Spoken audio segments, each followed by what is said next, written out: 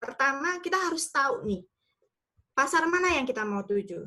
Kita harus melihat consumer behavior-nya seperti apa. Kita harus melihat mereka budaya kerjanya kayak apa.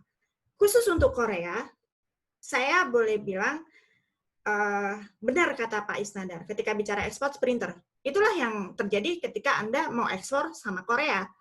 Ke ekspor dengan Korea dan ekspor ke Korea itu sama, which is pali-pali istilahnya. Cepat-cepat. Once Anda mendapatkan deal dengan Korea, mereka akan strict schedule. Jadi delay sedikit itu mereka akan cerewet. Makanya nggak salah, mereka memang sangat cerewet. Terus mereka sangat concern dengan price. Anda bayangkan sekarang produk ekspor kopi ke Korea itu turun. Kenapa? Karena menurut mereka harga kopi kita kemahalan. Sehingga mereka hanya mereka bisa jauh-jauh mereka impor kopi Arabica dari Botswana, kebayang, dari negara Afrika yang mereka cari, karena harganya masih murah. Jadi mereka cuma impor dari Indonesia cukup 1 kilo untuk sebuah rasanya saja. Karena mereka cuma perlu rasa. Tapi gaya ininya tetap harus ngeliat, biar gue dapat murah, karena nilai tambahnya lebih tinggi. Kenapa saya pengen kasih contoh seperti ini? Harga dunia kopi sekarang kan sekitar $2, $3 lah ya, $3 untuk Robusta, Arabica paling cuma 4-5 karena lagi turun. Tapi mereka jual kopi satu cangkir yang notabene sebenarnya mereka sukanya modelnya Americano, dalam arti air rasa kopi, itu mereka jual satunya bisa 4.000-3.000 won, atau ya murahnya lah 3 kali 10 aja lah biar gampang. Bayangin 30.000 loh di level-level kopi-kopi kecil, kedai-kedai kopi kecil. Sedangkan mereka belinya green bean, mereka beli dalam bentuk green bean karena mereka akan roastery-nya di Korea. Bayangin aja mereka nggak punya kopi, tapi industri roastery mereka maju. Sama seperti yang tadi saya bilang kasus yang minyak bumi. Nggak punya minyak bumi, tapi mereka punya refinery yang terbaik di dunia. Mereka makanya kemarin COVID-19 ini second wave-nya mereka salah satunya adalah tenaga kerjanya Korea pulang dari Irak, dan itu kebanyakan dari ladang-ladang minyak mereka. Nah, kunci yang kedua, catatan ketika Anda berbicara dengan pelaku usaha Korea Selatan adalah konsistensi. Kenapa saya menyatakan konsistensi? Karena salah satu kelemahannya produk kita memang adalah konsistensi dalam hal supply, dalam hal kualitas, dalam hal pemenuhan kontrak. Ini yang kita harus banyak belajar dengan Vietnam, harus banyak belajar dengan Cina, karena mereka sangat QC-nya luar biasa loh terkait dengan produk ini. Kalau boleh dibilang, please jangan menjadi eksportir yang cuman mau, oke, gue dapat order nih sekali aja, dapat ada tawaran, jangan order deh, tawaran lah. Karena mereka, terus terang sebenarnya orang Korea Selatan udah banyak jadi maklar di Indonesia. Di sini pun banyak maklar sebenarnya. McLaren lah, jangan McLaren banyak banget di Korea, even di Indonesia juga lebih banyak lagi gitu kan. Jadi ketika Anda sebagai UMKM dapat penawaran, kamu bisa bikin tableware kayak piring dari kayu, karena memang di sini lagi trennya piring kayu kembali ke alam. Modelnya kayak gini. Kalau terus bilang, oh iya, saya bisanya $4. Dia sangat, karena orangnya basically kan orang Cina, Jepang, dan Korea itu adalah, saya tidak mengatakan rasis, tapi daya juangnya mereka sangat tinggi, sehingga mereka akan datang nih ke tempat yang lain, UMKM yang lain. Kamu bisa nggak bikin ini? Dia cari itu lagi. Tapi saya di situ dapatnya $4 kamu. Tapi karena kita saking pengennya dapat order, oh ya nggak apa-apa, bisa kok, saya bisa sampai $2. Padahal sebenarnya yang awal itu $4 sama yang dia bisa $2, padahal harga aslinya produksi kalau dilihat produksi sama plus dan profit itu harusnya harga yang aman itu adalah $3. Hanya gara-gara kita pengen, akhirnya oke, dia kan akan deal dengan yang $2 dong, karena dia bisa dapat lebih murah dengan barang yang sama. Dia $2, karena kita ini, wah, gue nggak bisa nih naikin, shipping pertama aja bisa $2. Shipping kedua, ada 2 pilihan nih jadi berikutnya. Either tetap $2 tapi kualitasnya diturunin, padahal orang Korea nggak suka digituin. Atau dia minta naikkan harga, orang Korea akan nyari harga yang lain. Makanya saya bilang, makanya saya sangat menyarankan, please kalkulasi konsistensi. Kalau sudah harga dipatok sekian, hitunglah, kalkulasilah dengan benar. Berapa sih harga yang bisa Anda berani jual untuk bisa sampai long term? Jangan bicaranya, yang penting gue dapat order dulu deh sekarang. Enggak. Oke, boleh berpikir begitu, tapi dengan standar bahwa ketika Anda mendapat order, Anda bisa memenuhinya untuk beberapa kali shipping. Saya banyak dapat informasi kayak kemarin nih, ada rumput laut. Mereka sudah berapa kali berinteraksi ya, kalau boleh bilang sekitar sampai 10 tahun lah. Tapi mereka kemarin komplain ke ITPC Busan. Rumput lautnya mereka ini kualitasnya turun, benar-benar jelek banget sih. Saya ngeliat langsung seperti apa. Padahal sebelum-sebelumnya tidak seperti itu. Terus saya tanya dong sama produsen Indonesia, iya Bu, di sini kan lagi COVID lah atau apalah, kemudian nilai ininya jadi naik. Ya tidak begitu caranya. Dia akan makanya jangan sampai Anda mendapatkan komplain hal yang sama. Jadi saya rasa nanti bisa belajar dari Pak Isnandar terkait dengan hal ini, bagaimana kita memastikan kontinuitas konsistensi dalam 3 hal yang tersebut. Terus satu lagi, saya juga pengen bicara efektivitas dan efisiensi. Makanya ketika bicara ini, please ketika kita bikin usaha, tolong dibuat seefisien mungkin, sehingga harga yang kita punya sangat kompetitif. Dan komunikasi.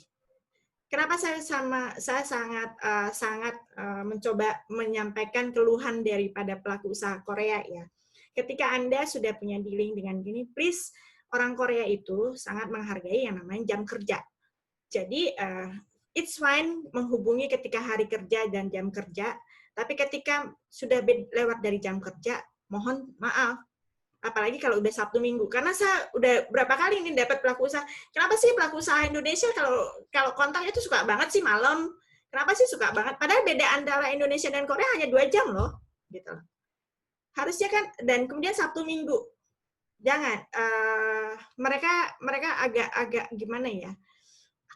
Agak malas, bukan agak malas. Mereka itu punya waktu bahwa Sabtu Minggu itu mereka adalah waktu untuk mereka sangat istirahat. Karena biasanya mereka punya jam minum ya. Mereka setiap hari Jumat malam itu upaya mereka untuk melepaskan stres, mereka akan minum. Sehingga Sabtu itu akan bangun siang.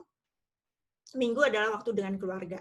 Itu udah menjadi, kalau yang punya keluarga. Tapi kalau yang nggak punya keluarga, yang notabene banyak single, mereka akan hang out, jalan-jalan. Walaupun nggak banyak, tapi itu penting. Terus kemudian ketika Anda punya janji, be on time. Please be on time. Makanya kita sepakat kemarin hari Senin kita mencoba be on time. Kita mulai dari jam 7 sampai dengan jam 9. Maka itulah yang akan dilakukan Pak Isnandar hari ini, hanya sampai jam 9 ya Pak ya. Alias jam 11 malam di sini. Kemudian satu lagi, kalau boleh, kalau memang sudah menentukan keputusan bahwa Anda ingin berinteraksi atau Anda ingin melakukan ekspor ke atau dengan Korea, cobalah belajar bahasa Korea, walaupun saya susah banget. Atau hire orang yang bisa, tapi jangan gunakan Google Translate, karena mereka bahasa Korea itu boleh dibilang sama seperti bahasa Jawa, jadi ada sorsinggihnya, ada ke orang yang lebih tua atau ke orang yang lebih jabatan direktur akan berbeda bicara dengan manajer.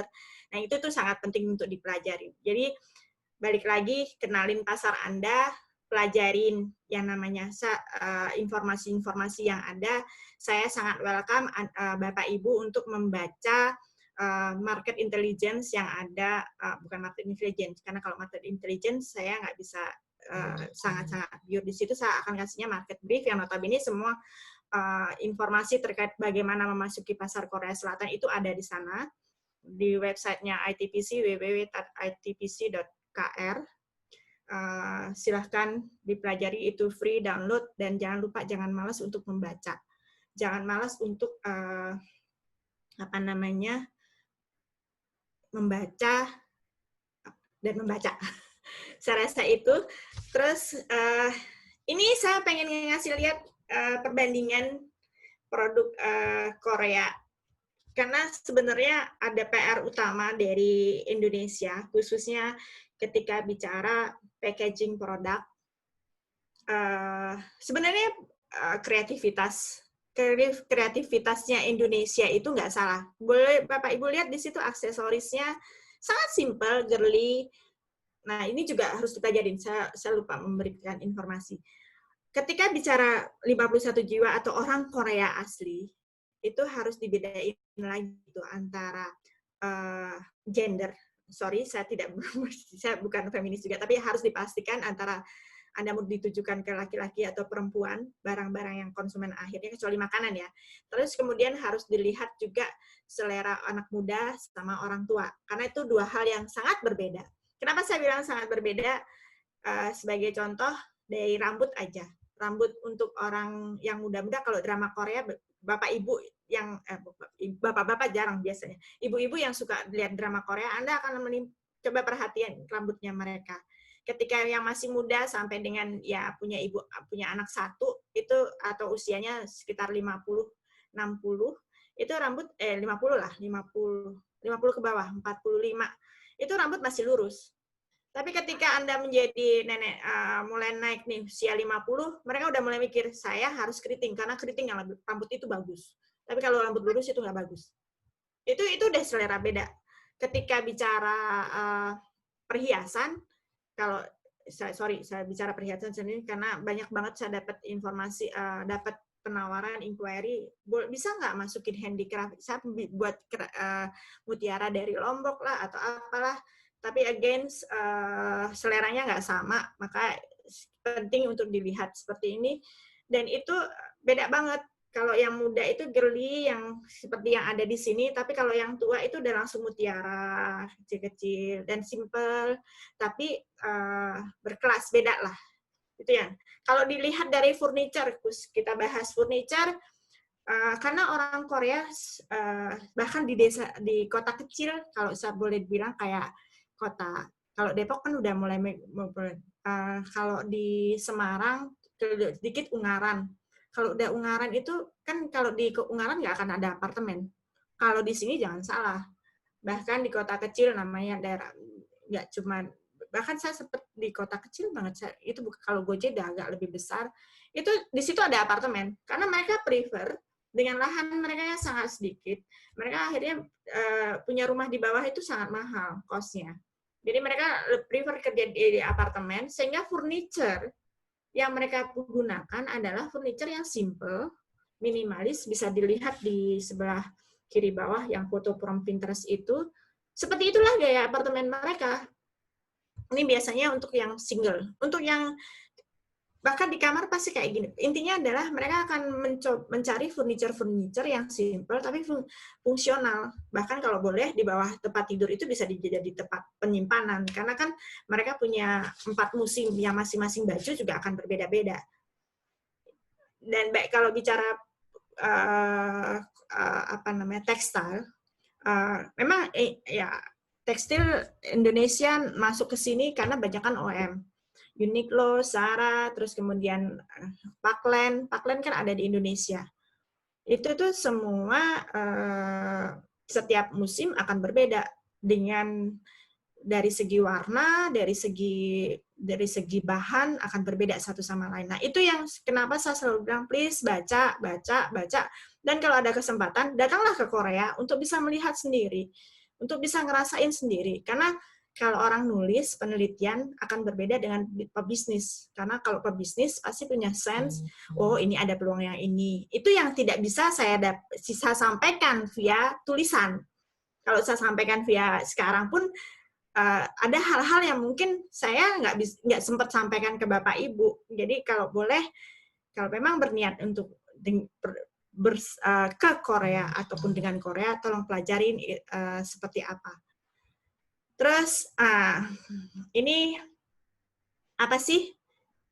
Makanya saya bilang di sini cooperation dan collaboration itu penting, terutama ini adalah potensial sektor yang mungkin bisa bicara kaitan dengan ekspor dengan Korea, medical devices dengan kondisi pandemi COVID, farmasi dan biofarmasi, kemudian auto parts, ada elektronik juga yang bisa sebenarnya yang tadi saya bilang memanfaatkan kondisi di mana Korea mencoba untuk mendiversifikasi pasar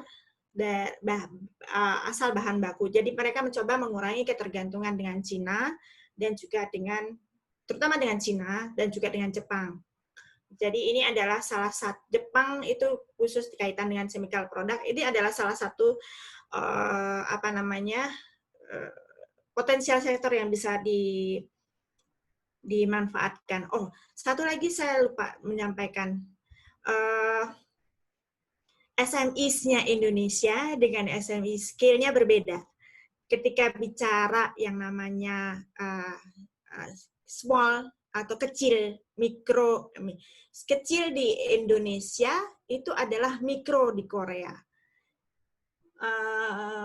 Menengah di Indonesia itu adalah small di Korea.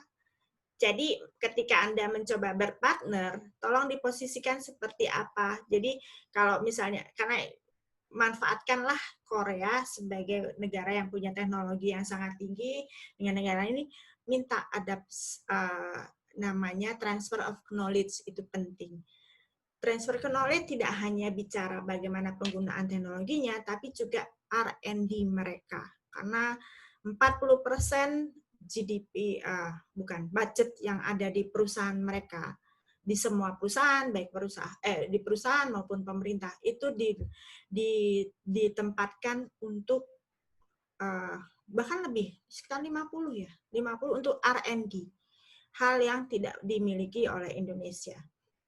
Nah, ini saya mencoba memberikan informasi seperti apa sih ITPC dan sebenarnya apa itu KOTRA. Kedua-duanya merupakan lembaga yang promosi. Bedanya adalah ITPC hanya untuk trade.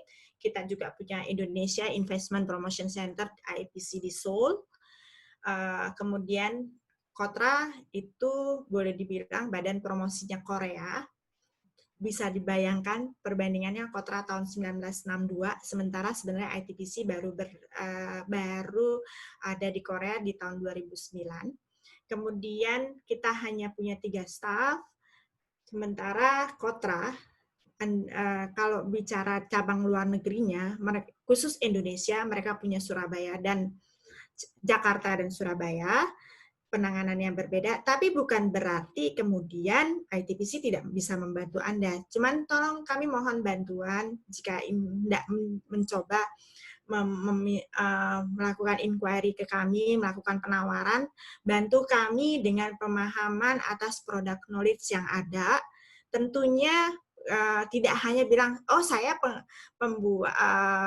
saya penghasil daun ketapang kering, dan tolong carikan buyer. No, saya nggak bisa melakukan. Apa yang saya harus sampaikan ke buyer Korea? Ini ada buyer ketapang kering, terus sementara daun ketapang di Korea belum dipakai. Diapain emangnya daun ketapang? Itu akan menjadi pertanyaan. Sementara kami tidak punya pengetahuan yang cukup untuk itu. Karena itu saya mohon kepada Bapak Ibu bila mana nanti melakukan penawaran kepada kami untuk minta bantuan ke kami melakukan penjembatan pun, tolong produk knowledge-nya termasuk juga keunggulan produknya. Tolong disampaikan ke kami sehingga kami bisa menyampaikan kepada buyer. Dan kami mohon maaf di sini kami tidak bisa memberikan data buyer serta-merta karena kami di sini terikat dengan Undang-Undang Kerahasiaan Data Pribadi. Kami harus mendapat persetujuan dari buyer dulu bila mana mereka hendak mencari atau bila mana mereka hendak menerima penawaran yang dari manapun dari produk produsen yang ada. Jadi saya rasa itu sih yang bisa saya sampaikan. Kalau kurang lebihnya saya mohon maaf. Mungkin akan lebih jelas kalau kita lewat diskusi aja ya. Semoga berkenan. Saya sudahi dulu. Wassalamualaikum warahmatullahi wabarakatuh.